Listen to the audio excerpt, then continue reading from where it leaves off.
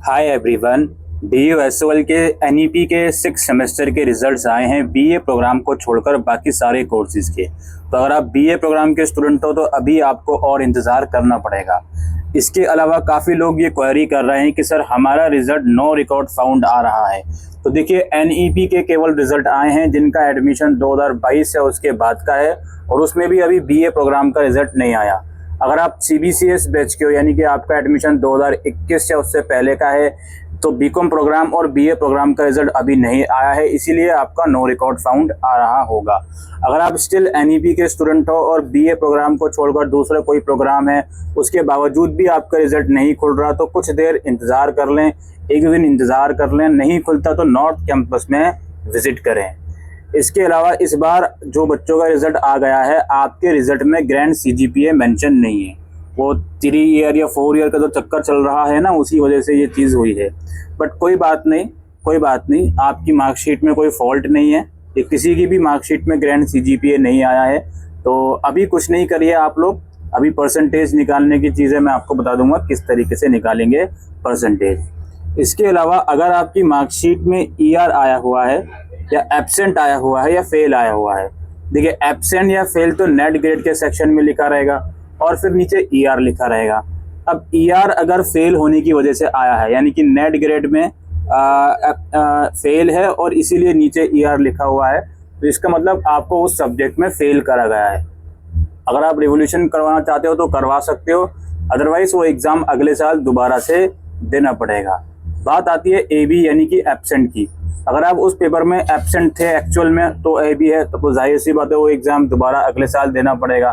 लेकिन अगर आपने एग्ज़ाम दिया है उसके बावजूद आपको AB लिखा गया है नेट ग्रेड में और नीचे ER लिखा गया है, तो फिर ऐसी सिचुएशन में आप SOL कैंपस से कांटेक्ट कीजिए।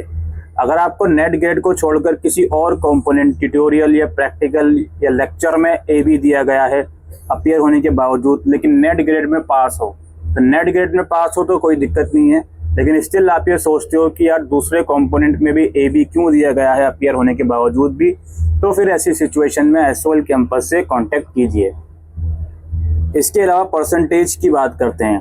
परसेंटेज आपकी कैसे निकलेगी आइए मैं आपको बताता हूँ। जो आपकी मार्कशीट है उस मार्कशीट में, चलिए मार्कशीट पर ले चलता हूँ। ये जो आप मार्कशीट देख रहे हो, देखो सेमेस्टर वाइज परसेंटेज तो जो भी सेमेस्टर वाइज SGPA है 10 से मल्टीप्लाई कर दो, सेमेस्टर वाइज परसेंटेज निकल जाएगी। ईयर वाइज परसेंटेज के लिए ईयर वाइज CGPA जो है उसको 10 से मल्टीप्लाई कर दो, ईयर वाइज परसेंटेज निकल जाएगी।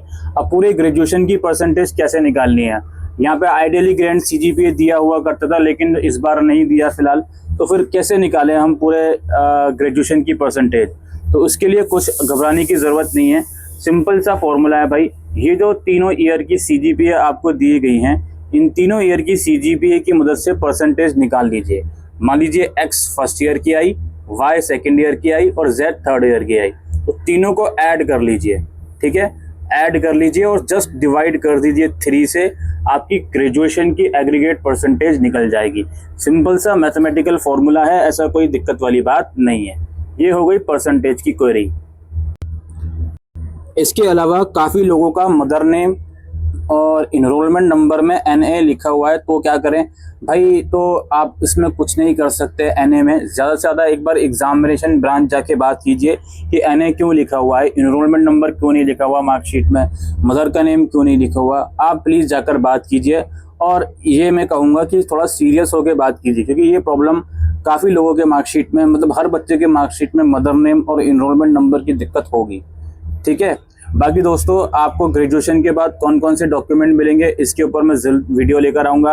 हालांकि एक वीडियो मैंने ऑलरेडी बना भी रखी है, उसका लिंक मैं डिस्क्रिप्शन बॉक्स में दे दूंगा।